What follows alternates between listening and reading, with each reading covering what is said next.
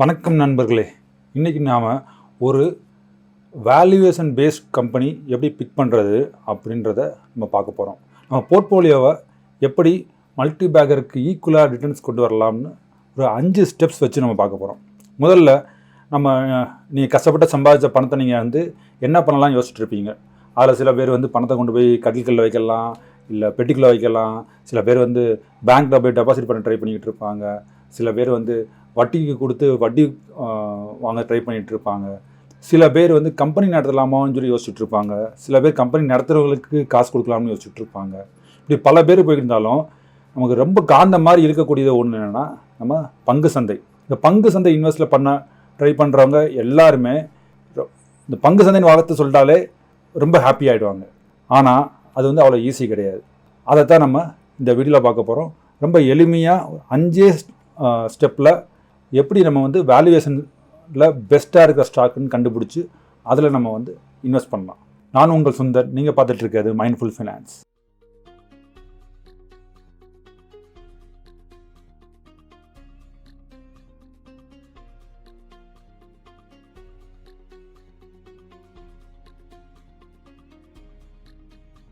கண்டிப்பாக பங்கு சந்தைன்னு சொன்னால் எல்லாருக்கும் ஒரு பிடித்த விஷயம். ஆனால் பிரச்சனை என்னன்னா, ஆயிரக்கணக்கில் கம்பெனிகள் இருக்குது. இதில் நாம் எதில் இன்வெஸ்ட் பண்ணுறது? ஒரு சராசரி மக்களுக்கு எதில் போய் இன்வெஸ்ட் பண்ணுறதுன்னு தெரியாமல் தடுமாறிட்டு இருப்பாங்க. இல்லை தப்பான கம்பெனியில் இன்வெஸ்ட் பண்ணிவிட்டு இருக்கிற பணத்தை எல்லாம் விட்டுட்டு உட்காந்துருப்பாங்க. அப்புறமா அதை ஒரு ஸ்டாக் மார்க்கெட்னாலே ஒரு சூதாட்டம்னு சொல்லி புலம்பிட்டு இருப்பாங்க. இது எப்படின்னா, கையில் வத்திய குச்சியை வச்சுக்கிட்டு வெடிகுண்டு தயாரிக்கிற கம்பெனிக்குள்ளே ஓடுற மாதிரி. இது ஒரு ஆபத்தான விஷயம் மக்களே. பங்கு சந்தையை பற்றி நல்லா தெரியாமல் உள்ளே இறங்குனீங்கன்னா பல ஆபத்து இருக்குது. அதுக்கு தான் நான் உங்களுக்கு இதை புரிஞ்சுக்கிற சொல்லி என்னால் முடிஞ்ச அளவுக்கு ட்ரை பண்ணுறேன். அதில் ஒரு வீடியோ தான் இது. இந்த மாதிரி ரிஸ்க்கான விஷயங்களில் சிலர் ஜெயிச்சிட்டே இருப்பாங்க. ஆனால் சரியான அறிவு இல்லாமல் செஞ்சிட்ருப்பாங்க. அதாவது சாமர்த்தியம் இல்லாமல். அதாவது ஏறுற மார்க்கெட்டில் போய் நீங்கள் எவன் போய் பணம் போட்டாலும் பணம் வளர்ந்துருக்கும். அதுக்காக அவனோட திறமையில தான் பணம் வளர்ந்துச்சுன்னு சொல்ல முடியாது. அதே போல் அவனால் கண்டினியூஸாக அந்த வெற்றியை பார்க்க முடியாது. ஆனால் இதுக்கெல்லாம் சேர்த்து ஒரு மேஜிக் ஃபார்முலா இருக்குங்க. அதை கடைசியில் பார்ப்போம். இப்போ நம்மளோட முதல் பாயிண்ட்டுக்கு வருவோம். அதாவது மார்க்கெட்ஸ் மேட்னஸ் சொல்லுவாங்க. அதாவது மார்க்கெட்டிங் மேட்னஸ். அதாவது ஒரு 5 செகண்ட் நான் உங்களுக்கு டைம் தரேன். ஒரு ஸ்டாக்கோட பேர் சொல்லுங்கள். சரி, ஏசியன் பெயிண்ட்ஸ் நல்ல சாய்ஸ். நம்ம அதே உதாரணத்துக்கு எடுத்துக்கலாம். கடந்த வருஷம் நீங்கள் ஏசியன் பெயிண்ட்ஸ் போய் பார்த்தீங்கன்னா பல ஏற்ற இறக்கங்களே பார்த்துருக்கலாம். அதுக்கு முன்னாடி பயங்கரமாக மேலே போயிடுச்சு மார்க்கெட். அதாவது ஏசியன் பெயிண்ட்ஸோட ப்ரைஸ். இதை பார்த்துட்டு சராசரியாக ஒன்று ஆள் ரொம்ப குழப்பமாக இருந்துச்சு. என்னடா இதுன்னு புரியலையேன்னு சொல்லி மண்டை காஞ்சி உட்காந்துருப்பாங்க. ஒரு சமயத்தில் ஏசியன் பெயிண்ட்ஸ் 1000 ரூபாய்க்கு வாங்கினவன் அது 3000 ரூபாய்க்கு வரைக்கும் போயிருக்குது. அதாவது ஆல்மோஸ்ட் 162% வளர்ந்துருக்கும். ஆனால் கடைசி லாஸ்ட் 2 வருஷமாக பார்த்தீங்கன்னா வெறும் 18% தான் வளர்ந்துருக்குது. அந்த 18% பார்த்தீங்கன்னா மேலே இங்கேயுமே ஊசலாடிச்சிட்டு இருக்கும். இதனால் கம்பெனி அந்த ஒரே வருஷத்தில் 160% வளர்ந்துச்சா, இல்லை லாஸ்ட் 2 வருஷம் வெறும் 18% தான் வளர்ந்துச்சா அப்படின்னு சொல்லி நம்மளால் அந்த ஸ்டாக் மார்க்கெட், அதாவது பங்கு சந்தையில் நடக்கிற ஒரு விஷயத்தை வச்சுக்கிட்டு நம்ம கம்பெனியோட பெர்ஃபார்மன்ஸை நம்ம கண்டுபிடிக்க முடியாது. இன்னொரு எக்ஸாம்பிள் பார்ப்போம். இப்போ நாம் இன்னொரு கம்பெனியை பார்க்கலாம். அதாவது நம்ம டாடா மோட்டார்ஸை எடுத்துக்கலாம். டாடா மோட்டார்ஸ் இந்தியாவோட டாப் ஆட்டோமொபைல் தயாரிக்கிற கம்பெனி. போன வருஷம் நீங்கள் அந்த ஸ்டாக் ப்ரைஸை பார்த்துருந்தீங்கன்னா அப்படியே படுத்து கிடந்துச்சு. ஆனால் ஒரு வருஷத்தில் ஆல்மோஸ்ட் 75% வளர்ந்துருக்கு. இப்போ அதை பார்த்துட்டு கேள்வி கேட்கலாம், ஒரு வருஷத்தில் கம்பெனி 70% வளர்ந்துச்சா என்ன? ஆனால் அது அப்படி கிடையாது. இப்படி நீங்கள் பல கம்பெனிகளோட ஸ்டாக் மார்க்கெட்டில் பார்க்கலாம். ஷேர் ப்ரைஸுக்கும் கம்பெனி வளர்ச்சிக்கும் சம்மந்தமே கிடையாது. அதனால் பங்கு சந்தையில் நீங்கள் ஒரு கம்பெனியோட உண்மையான பெர்ஃபார்மன்ஸை கண்டுபிடிக்கவே முடியாது. இதுதான் நம்மளோட 2வது முக்கியமான பாயிண்ட். அதாவது அண்டர்ஸ்டாண்டிங் பிஸ்னஸஸ் ஒர்த். அதாவது ஒரு பிஸ்னஸின் உண்மை மதிப்பு புரிந்து கொள்ளுதல். ஒரு உதாரணத்திற்கு நீங்கள் பிரைட்காம் குரூப் இந்த ஸ்டாக் எடுத்துக்கோங்க. போன வருஷம் பார்த்தீங்கன்னா பயங்கரமாக வளர்ந்து அந்த மூமெண்ட்டு பார்த்தாலும் யாரும் பயங்கர பீக் ஆகிருப்பாங்க. ஃபோமோ வந்திருக்கும். அது ஆல்மோஸ்ட் 115 ரூபாயில் இருந்துச்சு. யாராவது போய் அந்த ப்ரைஸ் போய் வாங்கியிருந்தீங்கன்னு வச்சுக்கோங்களேன், இப்போ 18 ரூபாயில் இருக்குது. குத்து மதிப்பாக 100% உங்கள் பணம் காணாமல் போயிருக்கும். இதுலேருந்து என்ன தெரியுதுன்னா, மக்கள் உண்மையான கம்பெனி பெர்ஃபார்மன்ஸை பார்க்காம பேராசையில் போய் அவங்க பணத்தை கொட்டுறது. இது மூலம் என்ன தெரியுதுன்னா, சந்தையில் பார்க்குற விலை பல தடவை பேராசை மற்றும் பயத்தோட காரணத்தால் தான் பங்கோட விலையின் மாற்றம் பார்க்கலாம்.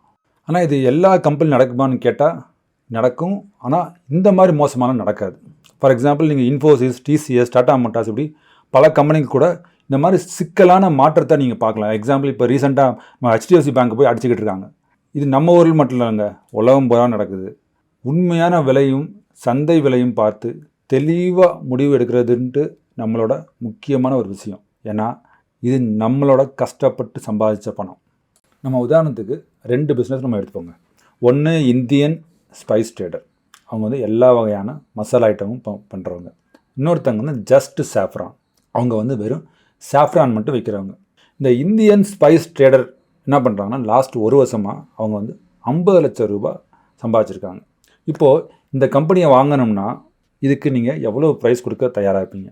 சில இதுக்கு வந்து 2 கோடி சொல்லலாம், சில 5 கோடி சொல்லலாம், சில 10 கோடின்னு கூட சொல்லலாம் வச்சுக்கோங்களேன். ஆனால் பங்கு சந்தையில் ஒரு பிஸ்னஸை மதிப்பிடுறதுக்கு வெறுமனை கடந்த வருடத்து எவ்வளோ லாபம் சம்பாதிச்சாங்கன்னு மட்டும் பார்க்க முடியாது. 50 லட்சம் ரூபாய் லாபம் நம்ம வந்து ஒரு பேஸ் லைனாக வச்சுக்கணும். இதுதான் ஒரு தொடக்க புள்ளி. ஆனால் இந்த கம்பெனியோட அடுத்த 5 வருஷத்துக்கு இந்த கம்பெனி எவ்வளோ லாபம் கொடுக்கும்? இதோட ஜாஸ்தியாக கொடுக்குமா, இல்லை இதோட கம்மியாக கொடுக்குமா, இல்லை என்னன்னு நம்ம ஃபுல்லாக ஆராய்ச்சி பண்ணணும். அது மட்டும் இல்லாமல் நாம் ரொம்ப லாங் டேர்முக்கு யோசிக்கணும். வெறுமனே குறுகிய காலத்துக்கு மட்டும் பார்க்கக்கூடாது. அடுத்த 10 வருஷத்துக்கு எப்படி இருக்குன்னு பார்க்கணும். இப்போது நம்ம இந்தியன் ஸ்பைஸ் ட்ரேடர்ஸ் நம்ம ஜஸ்ட் சாஃப்ரான் கம்பெனி எடுத்துக்கலாம். ஜஸ்ட் சாஃப்ரான் வந்து லாஸ்ட் வருஷம் 25 லட்சம் வருமானம் கொடுத்துன்னு வச்சுக்கோங்க. இப்போ 2 கம்பெனிகளுக்கும் மதிப்பு நம்ம வந்து 5 கோடியும் வச்சுப்போம். இப்போ நீங்களே சொல்லுங்கள், எந்த கம்பெனியை வாங்குவீங்க? 50 லட்சம் வருமானம் கொடுத்த இந்தியன் ஸ்பைஸ் ட்ரேடரா, இல்லை 25 லட்சம் வருமானம் கொடுத்த ஜஸ்ட் சாஃப்ரானா? டக்குன்னு மைண்டில் உங்களுக்கு இந்தியன் ஸ்பைஸ் ட்ரேடர் தான் வந்திருக்கணும், கரெக்டுங்களா? ஆனால் பங்கு சந்தையில் பொதுவாக ப்ரைஸ் டு ஏர்னிங் அப்படின்ற ஒரு அளவை பார்ப்பாங்க. அதாவது current market price divided by அதோட ஏர்னிங். ஸோ இப்போ நம்ம எக்ஸாம்பிளில் 5 கோடியை 50ஆல் வகுத்தா 10 வரும். அதே போல் ஜஸ்ட் சாஃப்ரானை பார்த்தா 5 கோடியை 25ஆல் வகுத்தோம்னா PE 20 வரும். இதை வச்சு ரொம்ப டைரெக்டாக நம்ம புரிஞ்சுக்கலாம். அதாவது PE கம்மியாக இருந்ததுன்னா நம்ம அதை வாங்குறதுக்கு நம்ம லிஸ்ட்டில் வச்சுக்கலாம் அப்படின்னு சொல்லி. நம்ம உதாரணத்துக்கு இன்னொரு கோணத்தில் பார்க்கலாம். அதாவது இந்தியன் ஸ்பைஸ் ட்ரேடர்ஸ் மற்றும் ஜஸ்ட் சாஃப்ரான் ரெண்டையும் கம்பேர் பண்ணுவோம். உதாரணத்துக்கு 2 கம்பெனிக்கும் முதலீடு வந்து 50 லட்சம் வச்சுக்கலாம். 50 லட்சம் முதலீடு வைத்து இந்தியன் ஸ்பைஸ் ட்ரேடர்ஸ் 50 லட்சம் வருமானம் ஈட்டிருக்காங்க. அதே சமயம் ஜஸ்ட் சாஃப்ரான் வெறும் 25 லட்சம் சம்பாதிச்சிருக்காங்க. இதில் இப்போ எது நல்லதுன்னு நினைக்கிறீங்க? ரொம்ப ஈஸி இல்லைங்களா? ஜஸ்ட் சாஃப்ரானை விட இந்தியன் ஸ்பைஸ் ட்ரேடர் தான் சிறந்ததுன்னு கரெக்டாக சொல்லுவீங்க. ஏன்? முதலீடு ஒன்று தான், ஆனால் வருமானம் இந்தியன் ஸ்பைஸ் ட்ரேடரில் ஜாஸ்தி. நம்ம பார்த்த உதாரணத்துலேருந்தே ரிட்டர்ன் ஆன் அசட்ஸ்னு சொல்லுவாங்க. அதாவது ROAன்றது கம்பெனியோட சொத்துக்களை எவ்வளோ சாமர்த்தியமாக லாபம் ஈட்ட பயன்படுத்துகிறாங்கன்னு கணக்கு பண்ணுறது. ROA அதிகமாக இருந்தால் அந்த கம்பெனி ரொம்ப திறமையான கம்பெனின்னு நாம் ஒரு முடிவுக்கு வரலாம். அது மட்டும் இல்லாமல் முதலீட்டாளரோட, அதாவது இன்வெஸ்டர்ஸோட பணத்தை நல்ல விதமாக யூஸ் பண்ணுறாங்கன்னு நாம் நம்பிக்கை வச்சுக்கலாம். இப்போ இந்தியன் ஸ்பைஸ் ட்ரேடர்ஸ் அதிக முதலீட்டில் அதிக லாபம் சம்பாதிச்சிருக்காங்க. அதே சமயம் ஜஸ்ட் சாஃப்ரான் அதிக முதலீட்டில் குறைவான லாபம் சம்பாதிச்சிருக்காங்கன்னு எடுத்துக்கலாம். இதை ROA விகிதத்தில் பார்த்தோம்னா ஒவ்வொரு ரூபாய்க்கும் இந்தியன் ஸ்பைஸ் ட்ரேடர் என்ன பண்ணியிருக்காங்க? 1 ரூபாய் லாபம் சம்பாதிச்சிருக்காங்க. ஆனால் ஜஸ்ட் சாஃப்ரான் வெறும் 50 பைசா மட்டுமே லாபம் சம்பாதிச்சிருக்காங்க. இந்த விகிதத்தை ஒரே துறையில் உள்ள கம்பெனிகள் ஒப்பிடும்போது அதிக ROA உள்ளது எந்த கம்பெனியோ அதை வந்து நம்ம சூஸ் பண்ணிக்கலாம். அதாவது எக்ஸாம்பிளுக்கு நீங்கள் வந்து TCS, இன்ஃபோசிஸ் ரெண்டையும் நீங்கள் கம்பேர் பண்ணி பார்க்கலாம். இங்கே பார்த்தீங்கன்னா உங்களுக்கு TCSோட ROA பாருங்கள், இன்ஃபோசிஸோட ROA பாருங்கள்.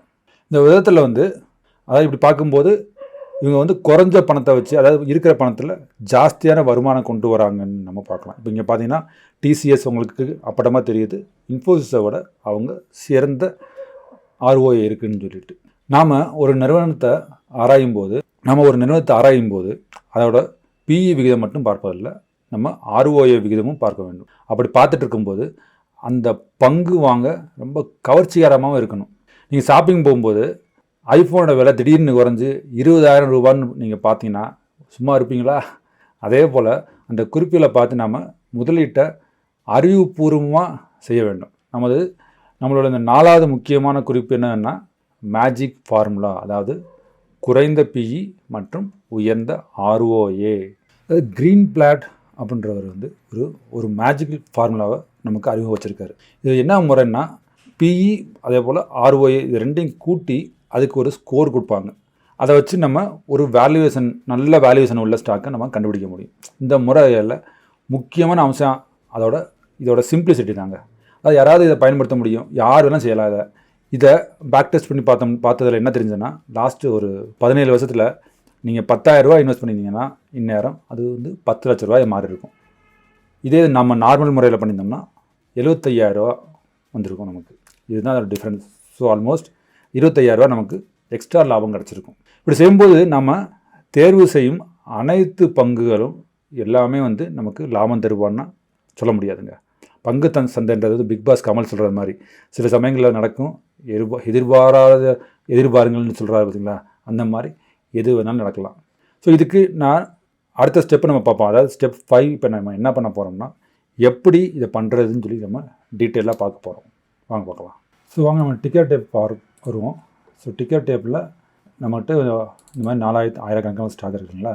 நம்ம என்ன பண்ணுறோம்னா நீங்கள் வந்து ஆட் ஃபில்டரில் போய் பிஇ ரேஷியோ ஆட் பண்ணிக்கங்க. 5 இயர் ஆவரேஜ் ஆர்ஓஏ எடுத்துக்கோங்க. ஓகேங்களா. எடுத்துகிட்டு இப்போ நம்ம என்ன பண்ண போகிறோம்னா நான் டாப் அதாவது நிஃப்டி 500 ஸ்டாக் மட்டும் தான் பிக் பண்ண போகிறேன். எல்லாத்தையும் நான் பிக் பண்ண போகிறது ஜஸ்ட் நிஃப்டி 500. அடுத்து பிஇ ரேஷியோ பார்த்திங்கன்னா அட்லீஸ்ட் இது வந்து 1லேருந்து ஸ்டார்ட் ஆகணும். 5 இயர் ஆவரேஜ் நான் வந்து அட்லீஸ்ட் ஒரு 10% இருக்கணும். ஓகேங்களா. ஸோ நமக்கு 168 ஸ்டாக் இப்போ கிடச்சிருக்குது. இப்போ 170 ஸ்டாக் நம்ம என்ன பண்ணுவோம்னா இதை எக்ஸ்போர்ட் பண்ணுவோம். ஸோ அந்த 168 ஸ்டாக் நான் எக்ஸ்போர்ட் பண்ணி கொண்டு வந்துட்டேன். டெலிட் பண்ணிவிட்டு இதை மட்டும் நம்ம வச்சுக்கிறோம். நமக்கு தேவையானது பிஇ ஆர்ஓஏ. இப்போ என்ன பண்ண போகிறோம்னா இதை நான் வந்து ஒரு டேபிள் ஃபார்மேட்டில் மாற்றிக்கிறேன். பிஇயை நான் ஸ்டார்ட் பண்ணுவோம் அசெண்டிங் ஆர்டரில், கம்மி டு ஜாஸ்தி அப்படின்ற ஆர்டரில் நம்ம போடுறோம். இதுக்கு நான் வந்து இப்போ ரேங்க் கொடுக்க போகிறேன். பிஇ கம்மி இருக்கக்கூடாது, பிஇ கம்மி தான் நமக்கு நல்லது. ஸோ இதை வந்து நான் வந்து ரேங்க் 1 கொடுக்குறேன். அது மாதிரி இதுக்கு 2, இதுக்கு 3 அப்படின்னு சொல்லி இதுக்கு வந்து கடைசி வரைக்கும் போட்டோம். ஓகேங்களா. இப்போ இதை ஸ்டார்ட் பண்ணுவோம். இது வந்து எனக்கு ஜாஸ்தி ஆர்ஓஏ தான் எனக்கு முக்கியம். ஸோ அதுக்கு நான் 1 போடுறேன், அடுத்தது 2 போடுறேன், அடுத்து 3 போடுறேன். ஸோ இந்த மாதிரி ஆர்ஓஏக்கும் நான் ஸ்கோர் கொடுத்துட்டேன். இப்போ என்ன பண்ண போகிறேன், இதுக்கு வந்து நான் ஒரு ஃபார்முலா இதையும் கூட்ட போகிறேன் ப்ளஸ் இது. ஸோ நமக்கு வந்துடுச்சு. இதுதான் நம்ம மேஜிக் ஸ்கோர். இதுதான் நமக்கு. ஓகேங்களா. இப்போ இதை வந்து கம்மியாக இருக்கணும். நம்ம கான்செப்ட் படி இது வந்து கம்மியாக இருக்கணும். கம்மியாக இருக்கிறது தான் நமக்கு தேவையான ஸ்டாக். ஸோ இந்த கம்மியான ஸ்டாக்கை எடுத்துகிட்டு என்ன பண்ணோம்னா கண்டுபிடிச்சிங்களா. இப்போ நமக்கு லிஸ்ட்டு கிடச்சிச்சு. இப்போ Sun TV, NMDC, Hindustan zinc இதெல்லாம் இப்போதைக்கு மேஜிக் ஸ்கோர் மூலமாக நமக்கு கிடைச்ச ஸ்டாக்ஸ். ஓகேங்களா. இப்போ நம்ம என்ன பண்ணணும்னா இதை ஒரு இன்னொரு ஷீட் ஆட் பண்ணுறேன். ஃபஸ்ட்டு இந்த 5 ஸ்டாக் எடுத்துக்கங்க. ஓகேங்களா. இதை வந்து நம்ம ஸ்டாக்காக மாற்றிக்கிடுவோம்.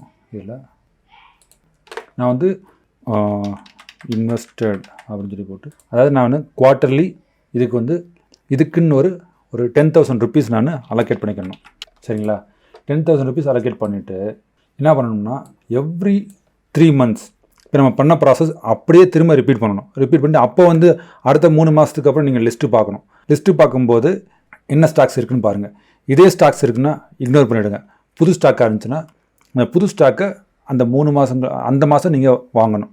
ஸோ அதுக்கு வந்து அந்த மாதம் எனக்கு 10,000 ரூபா. ஸோ ஓவராலாக என்னென்னா 4 குவார்ட்டர். ஸோ எனக்கு ஒரு வருஷத்துக்கு எனக்கு பட்ஜெட் வந்து 40,000 ரூபா. நான் ஸோ இன்வெஸ்ட் பண்ண போகிற அமௌண்ட்டில் வந்து எனக்கு இந்த 40,000ன்றது வந்து 25%. ஓகேங்களா. ஸோ என்னோடய ஓவரால் போர்ட்ஃபோலியோவில் இது வந்து ஜஸ்ட் 25%. மிச்சம் 75% வந்து நான் வேறு மாதிரி இன்வெஸ்ட் பண்ண என்னோட நார்மல் மெத்தடில் இன்வெஸ்ட் பண்ணுறேன் வச்சுக்கலாம். ஸோ இதை மட்டும் ஏன்னா இது நம்ம வருஷம் மாற்றிட்டே இருப்போம். சில ஸ்டாக்ஸ்லாம் வந்து பார்த்திங்கன்னா நீங்கள் லாங் டேர்ம் ஹோல்ட் பண்ணுறது நல்லது. ஆனால் இங்கே வந்து உங்களால் லாங் டேர்ம் ஹோல்ட் பண்ணுறதுக்கு நான் அவசியமே கிடையாது. நீங்கள் வந்து இந்த வருஷம் வாங்கிட்டு இதை வந்து இப்போ பாருங்கள் 10,000 ரூபா நீங்கள் இன்வெஸ்ட் பண்ணணும்னா இதுக்கு ஈக்குவலாக பிரிச்சுக்கோங்க 25%ன்னு சொல்லிட்டு. இதோட 25% எவ்வளவு பார்த்தீங்கன்னா இதுதான் நம்மளோட இன்வெஸ்ட்மெண்ட் அமௌண்ட். அதாவது நான் 10,000 பிளான் பண்ணேன். ஆனால் 10,000 பிளான் பண்ண முடியாது. 14,000 தான் உங்களுக்கு வேணும். ஸோ அது தந்தாலும் நீங்கள் அட்ஜஸ்ட் பண்ணிக்கலாம். இதை நீங்கள் அட்ஜஸ்ட் பண்ணிக்கலாம். சரிங்களா. 12க்கு பதில் நீங்கள் வந்து 8ன்னு போட்டுக்கலாம். எவ்வளோ வருது 13,000. இன்னும் கூட இதை வந்து ஸோ 12,000 ருபீஸ் வரும். ஸோ இந்த மாதிரி நீங்கள் ரவுண்ட் ஆஃப் பண்ணி இந்த நீங்கள் இது பண்ண முடியாதுன்னா அடுத்த ஸ்டாக்கு பிக் பண்ணிங்க. வெறும் 3 மட்டும் இன்வெஸ்ட் பண்ணுங்கள். இல்லாட்டினா வேறு ஸ்டாக்கு இது ஸ்கிப் பண்ணிவிட்டு அடுத்த ஸ்டாக்கில் பிளான் பண்ணுங்கள். ஸோ இந்த மாதிரி உங்களோட பட்ஜெட்டுக்கு தகுந்தாப்புல நீங்கள் பிளான் பண்ணி ஆட் பண்ணுங்கள். ஸோ இது வந்து நெக்ஸ்ட்டு 1 இயர் வரைக்கும் வைக்கணும். அப்படி வச்சிங்கன்னா 1 இயருக்கு அப்புறம் இதை பார்த்திங்கன்னா இங்கே வந்து லாங் டேர்ம் கெயின்னு போயிடும். உங்களோட ஷார்ட் டேர்ம் கெயின் சொல்லி உங்களுக்கு டேக்ஸ் ஜாஸ்தியாக வராது, டேக்ஸ் கம்மியாகிடும். ப்ளஸ் இதை வந்து அப்படியே நீங்கள் ரொட்டேட் பண்ணிட்டே இருக்கணும். இப்போ நெக்ஸ்ட் குவார்ட்டர் வந்து நீங்கள் ஒரு சில இது வாங்குவீங்களா, அதை வந்து நெக்ஸ்ட்டு அதுக்கு டைம் லைன் இருக்கும் 1 இயர் வரைக்கும். அது வரைக்கும் நீங்கள் ஹோல்ட் பண்ணணும், அப்புறம் விற்கணும். ஸோ எல்லா ஸ்டாக்குமே இப்போ நீங்கள் வாங்குறத வந்து கண்டிப்பாக 1 இயராவது நீங்கள் ஹோல்ட் பண்ணணும். அதுதான் இதோட லாஜிக்கு. ஸோ இப்போ உங்களுக்கு புரிஞ்சிருக்குன்னு நினைக்கிறேன். இதுதான் வந்து மேஜிக் ஃபார்முலான்னு சொல்லுவாங்க. இந்த மெத்தட் ஃபாலோ பண்ணி நான் நிறையா வீடியோஸ் பார்த்துட்டேன், நிறையா பேரோட எக்ஸ்பீரியன்ஸ் நான் கேட்டிருக்கேன். பட் நான் இதில் இன்வெஸ்ட் பண்ணலை. ஸோ நான் இதோட இன்வெஸ்ட்மெண்ட் அட்வைஸரும் கிடையாது. பட் நான் இதை வந்து ட்ரை பண்ணலான்ட்டு இருக்கிறேன். ஸோ கம்மிங் மந்த்ஸ்லேருந்து நானும் என் சைட்லேருந்து ஒரு மந்த்லி ஒரு 10,000 15,000 இதுக்காக நான் ஒதுக்கி நான் ட்ரை பண்ண போகிறேன். மேபி இதை எண்ட் ஆஃப் த இயர் நம்ம செக் பண்ணுவோம் எப்படி போர்ட்ஃபோலியோ இருக்குதுன்னு சொல்லிட்டு. இந்த வீடியோ உங்களுக்கு புரிஞ்சிருக்குன்னு நினைக்கிறேன்.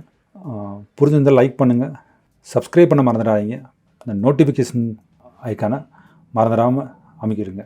ப்ளஸ் நிறையா பேர் வீடியோ பார்க்குறாங்க, ஆனால் லைக் பண்ணுறது இல்லை. தயவுசெய்து லைக் பண்ணுங்கள். அது வந்து ஒரு மோட்டிவேஷனாக இருக்கும் எனக்கு. இதே மாதிரி நிறையா வீடியோஸ் பண்ணுறதுக்கு எனக்கு தோணும். ஒரு மோட்டிவேஷன் என்கரேஜ்மெண்ட்டாக இருக்கும். அது மட்டும் இல்லாமல் ஏற்கனவே உங்கள்கிட்ட நான் சொல்லியிருக்கிறேன், என்னோடய புக்கு இது வந்து ஃபினான்ஸ் ரிலேட்டட் புக்கு, நான் ஃபிக்ஷனல் புக். இதை வாங்கி படிங்க. நான் புக்கோட லிங்க் நான் டிஸ்கிரிப்ஷனில் போடுறேன். மறக்காமல் வாங்கி படிங்க. நன்றி.